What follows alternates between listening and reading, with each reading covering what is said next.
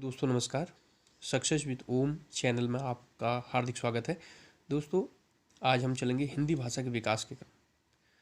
हिंदी भाषा के विकास के क्रम में कुछ पॉइंट्स आप नोट कर लीजिएगा। नंबर 1, भाषा परिवार के आधार पर हिंदी बहुरूपी परिवार की भाषा है। ये क्वेश्चन पूछता है एग्जाम में। तो हिंदी की जो हमारी किस फैमिली की है, बहुरूपी फैमिली की है। दूसरा, भारत में 4 भाषा परिवार मिलते हैं, बहुरूपी, द्रविड़, आस्ट्रिक और चीनी तिब्बती। इसमें सबसे ज़्यादा जो क्वेश्चन पूछता है वो एग्जाम में ये पूछता है कि कौन सा परिवार जो है वो सबसे ज़्यादा भारत में बोलने वालों की प्रतिशतता के आधार पर ज़्यादा है। तो यानी बहुरूपी सबसे ज़्यादा है, चीनी तिब्बती सबसे कम है और द्रविड़ दूसरे नंबर पर, आस्ट्रिक तीसरे नंबर पर है। तो बहुरूपी का जो प्रतिशत है वो 73% है, द्रविड़ का जो 25% है। भारतीय आर्य भाषा का काल विभाजन। काल विभाजन 3 खंडों में विभाजित है। 1500 ईस्वी पूर्व से 500 ईस्वी पूर्व, जिसमें प्राचीन आर्य भाषा, वैदिक संस्कृत और लौकिक संस्कृत भाषा का विकास हुआ। तो इस समय जो आम जनमानस था, जनता थी, वो संस्कृत भाषा का प्रयोग करती थी बोलने चालने में और अपने विचारों के आदान प्रदान में। उसके बाद 500 ईस्वी पूर्व से लेकर 1000 ईस्वी तक, 1000 ईस्वी, आप यहाँ पर ध्यान दीजिए, ईस्वी पूर्व से ईस्वी तक, 1000 ईस्वी तक मध्यकालीन आर्य भाषा हुई, जिसमें पाली, प्राकृत और अपभ्रंश 3 भाषाएं विकसित हुई। पाली भाषा का विकास का श्रेय महात्मा बुद्ध को जाता है, बौद्ध धर्म को जाता है। प्राकृत भाषा का विकास का जो श्रेय है वो जैन धर्म को जाता है, महावीर स्वामी को जाता है। इन्होंने अपने ग्रंथों में पाली और प्राकृत भाषा का विस्तृत जो है उपयोग किया, उपदेशों में उपयोग किया। इसके बाद जो है अपभ्रंश जो भाषा थी वो लगभग हिंदी के समीप आ चुकी थी। इसके पश्चात 1000 ईस्वी से अब तक जो है आधुनिक आर्य भाषा, जिसमें हिंदी का विकास हो गया था और हिंदीतर भाषाओं का विकास, यानी हिंदी जो अस्तित्व में आ गई थी वो 1000 ईस्वी में आ गई थी। क्वेश्चन कई बार पूछता है एग्जाम में। इसके बाद हिंदीतर की बात करें तो बांग्ला, उड़िया और हिंदीतर में हिंदी के इतर, जो हिंदी के अलावा कौन कौन सी भाषाओं का विकास हुआ, बांग्ला, उड़िया, मलयालम हो गया, कि जो है आपका कन्नड़ हो गया और जो उड़िया हो गया। तो कई भाषाएं हैं आपकी। दोस्तों इसके बाद हम चलते हैं हिंदी भाषा के विकास में। हिंदी भाषा का विकास कैसे हुआ, यानी हिंदी जो भाषा है वो कब अस्तित्व में आई, कौन से वर्ष में अस्तित्व में आई, कब आई, कैसे आई।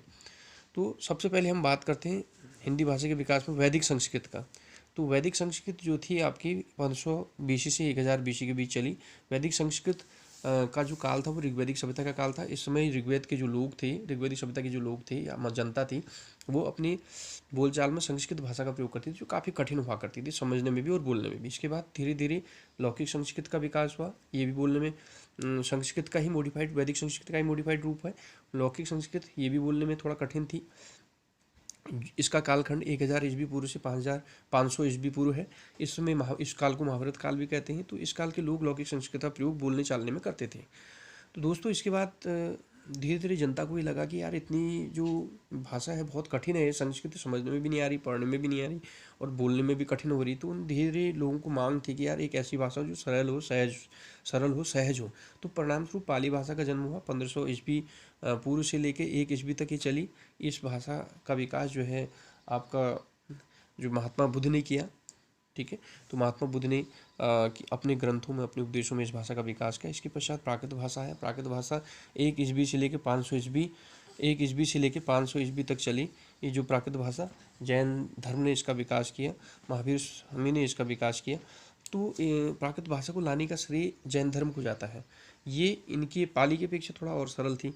धीरे धीरे अपभ्रंश भाषा आई जो हिंदी के करीब पहुंच गई। 500 ईस्वी से लेकर 1000 ईस्वी में तक ये अपभ्रंश भाषा चली और ठीक 1000 ईस्वी में ही हिंदी भाषा का विकास हुआ। हालांकि इसके बाद एक अवभट्ट भाषा आई बीच में 200 वर्ष के लिए, 900 से लेके 1000 ईस्वी के बीच जो है आपका बहुत कम चली है, 200 वर्ष चली। तो इसे इसलिए संक्रमणकालीन भाषा भी कहते हैं, संक्रांतिकालीन भाषा भी कहते हैं। यानी संक्रमण, इन्फेक्शन बहुत कम समय के लिए होता है।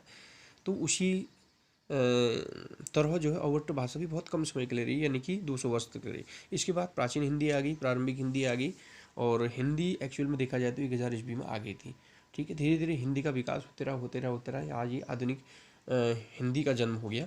तो इन्हें आधुनिक हिंदी का विकास हो गया। तो दोस्तों ये था हिंदी भाषा का विकास और यहाँ से क्वेश्चन पूछता है एग्जाम में।